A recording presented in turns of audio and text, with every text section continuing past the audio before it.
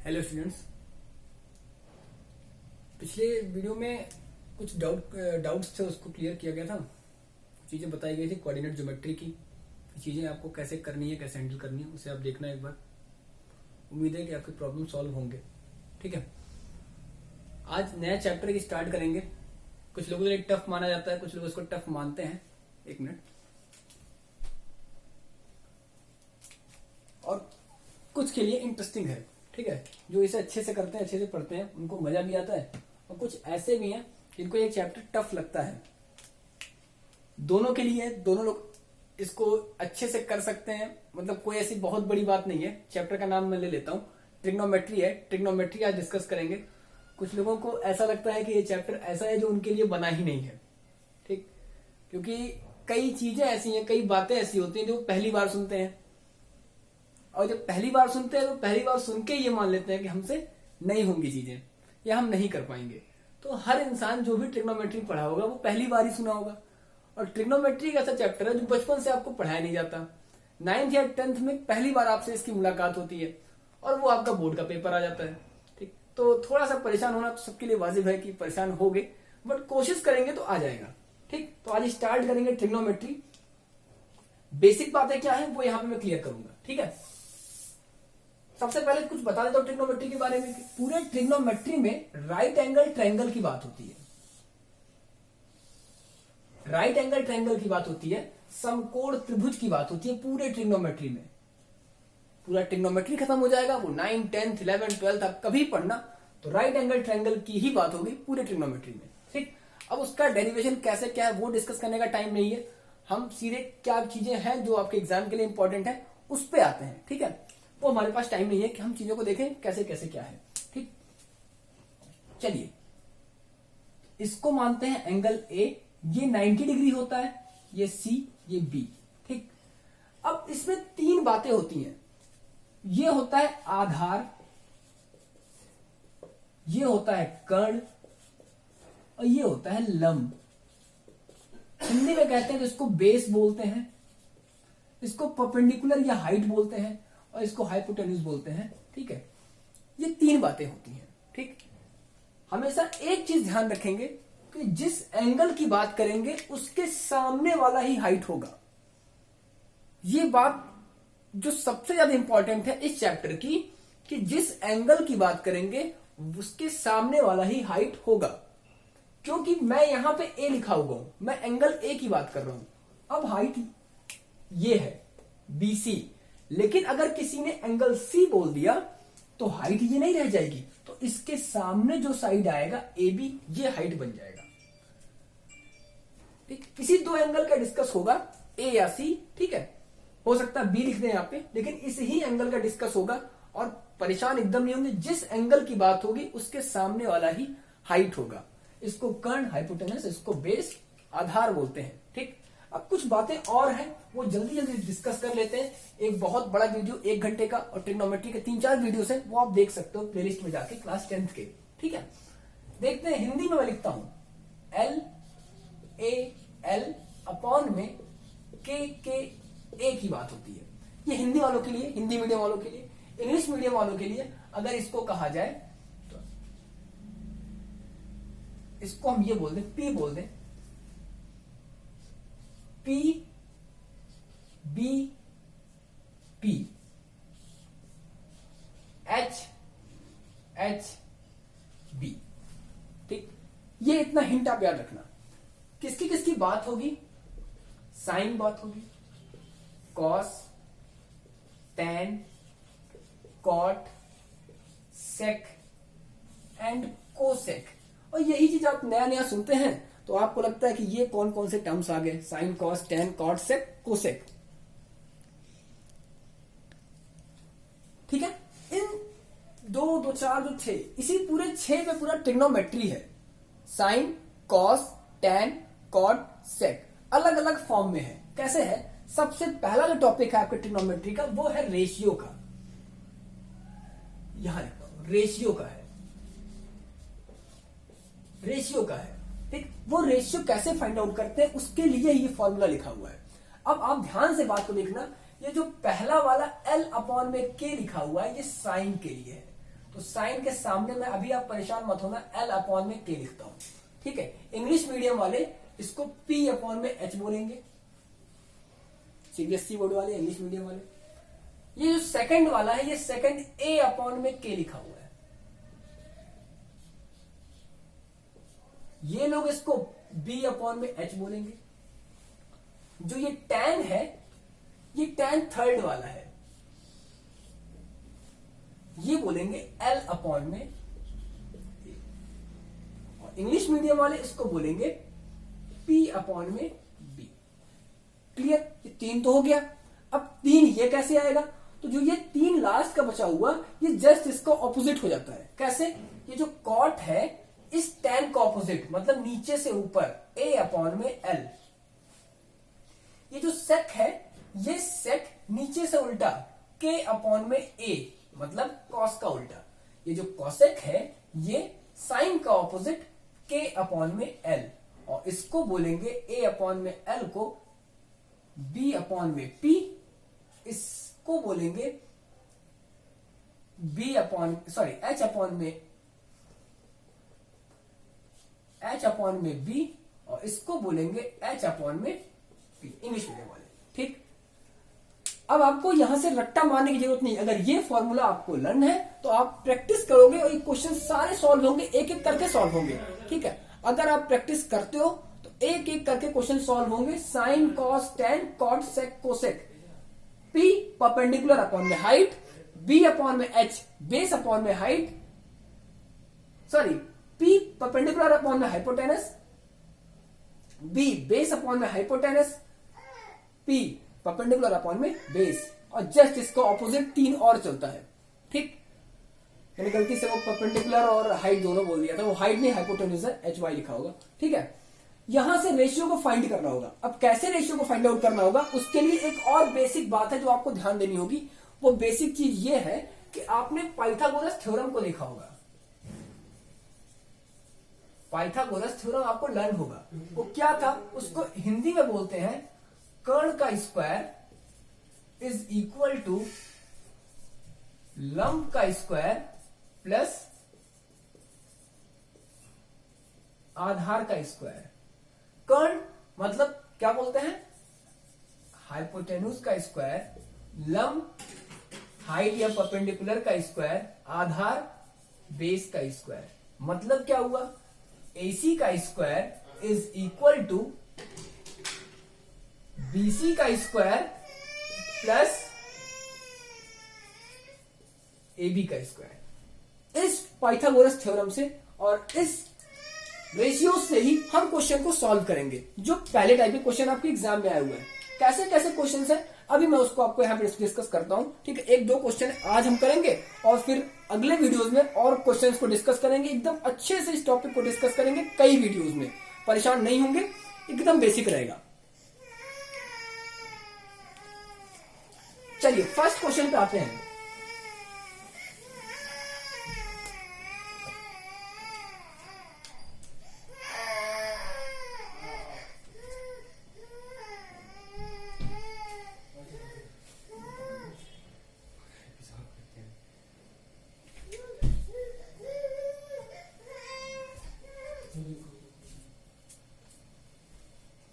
चलिए स्टार्ट करते हैं फर्स्ट क्वेश्चन।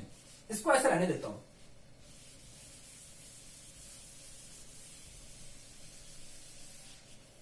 अभी समझेंगे आप।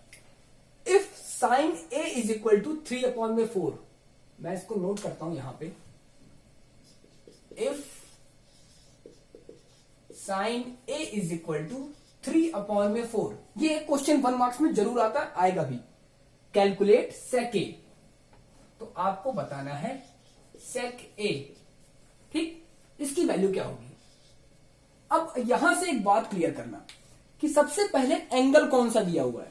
एंगल A की बात ही हो रही है, और हमने जो फॉर्मूला नोट किया वो इसी एंगल के लिए ही नोट किया है। मैं आपसे कहा था कि ये अगर एंगल कहेगा तो ये हाइट, और हमने जो ये लिखा हुआ है वो इसी के लिए लिखा हुआ A के लिए। अगर C की बात होती तो ये फॉर्मूला भी चेंज हो जाता। ठीक है, फिर बेस हाइट कुछ और होता, बेस हाइट कुछ और होता, तो फिर फॉर्मूले दूसरे तरीके से लिखे जाते। ठीक, तो अभी जो बात हुई है वो एंगल A की ही बात हुई है। अब चलिए स्टार्ट करते हैं। साइन ए, साइन मीन्स क्या होता है, एल अपॉन में के, मतलब पी अपॉन में एच, एल एच मतलब ये जो आपका हाइट है वो 3 है, हाइपोटेनस जो है वो 4 है। अब हमको इस बेस की वैल्यू को फाइंड आउट करना है। कैसे करेंगे, पाइथागोरस थ्योरम क्या कहते हैं, AC का स्क्वायर BC के स्क्वायर के और प्लस AB के स्क्वायर के equal. Clear, AC square means 4 का square, BC square means 3 square, AB square means केवल और केवल AB स्क्वायर। ओके, 4 का square 16 is equal to 9 plus AB square, then AB square is equal to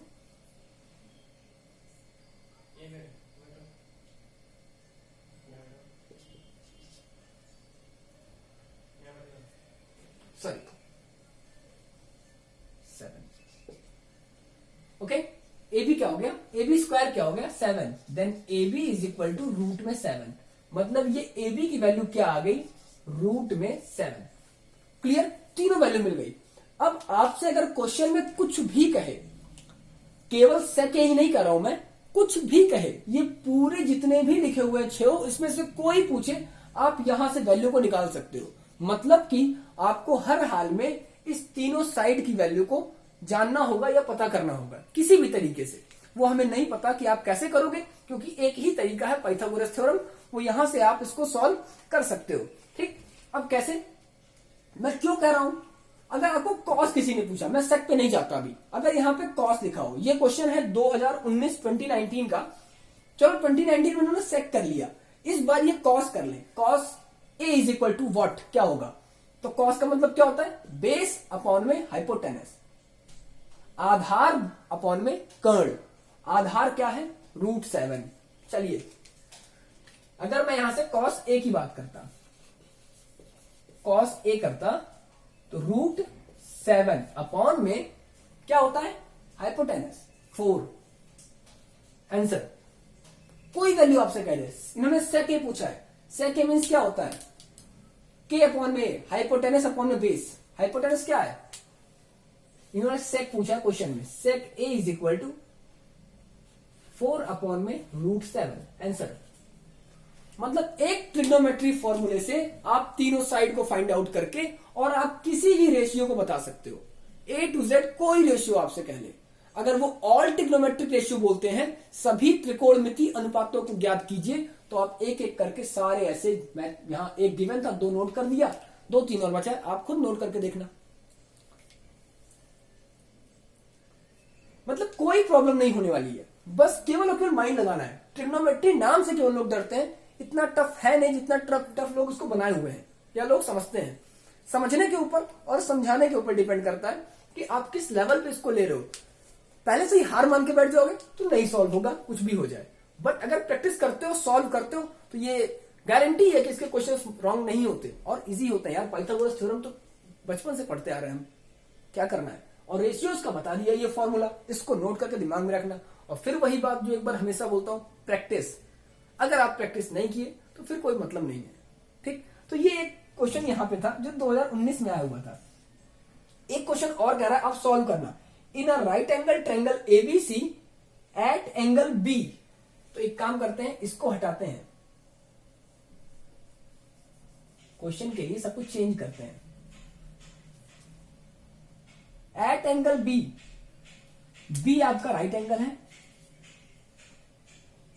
sign A is equal to 9/14, A ही बोल रहा है तो ए को यहां नोट कर दो। Sine A is equal to, question में कह रहे हैं, मैं यहां नोट करता हूं, कहां करूं, हटाता ही, sine A is equal to 9/41, then find the value of cos A. तो कॉस ए की वैल्यू बतानी है, तो वही क्वेश्चन, सेम क्वेश्चन ही तो है, साइन ए गिवन है, यहां भी साइन ए गिवन था 3/4, यहां पे 9/14 है, आप बेस को फाइंड आउट कर लो, यहां पे सेक पूछ रहे थे, यहां पे कॉस पूछ रहे हैं, कॉस को लिख दो, कोई प्रॉब्लम नहीं होने वाली। तो रेशियोज के क्वेश्चन आई थिंक नहीं गलत होंगे। अगर आपने ये चीज अच्छे से प्रैक्टिस कर लिया और वीडियोस को अच्छे से देखते हुए गए और वीडियोस को देख के अपने माइंड में रखे, केवल देखना ही बहादुरी नहीं होती कि आप देख लिए और बस ऐसे सो गए। जो भी है, हम होता नहीं है, रात को देखते देखते सो जाते हैं, सोचते हैं रात को जब सोएंगे तब देखेंगे। वीडियोस ही तो है, मैथ के वीडियोस हैं, ये कोई आपका कॉमेडी वीडियो या फिर मैं वही बात बार बार कर रहा हूं, कोई सॉन्ग नहीं है, कोई मूवी नहीं है कि आप इसको देखें और आपके माइंड में चीजें आ जाएंगी। जब तक कि आप वीडियोस के सामने अपने कॉपी और पेन को लेके नहीं बैठोगे, क्वेश्चन को खुद नहीं सॉल्व करोगे, नोट करके खुद नहीं लिखोगे, कोई मतलब नहीं। ठीक है, मतलब कोई भी फायदा नहीं है आपके उस पढ़ाई का या उस वीडियो के देखने का। ठीक है, तो इसको आप एक बात को ध्यान देना। चलिए एक क्वेश्चन और ही कुछ इसी तरीके का देखते हैं।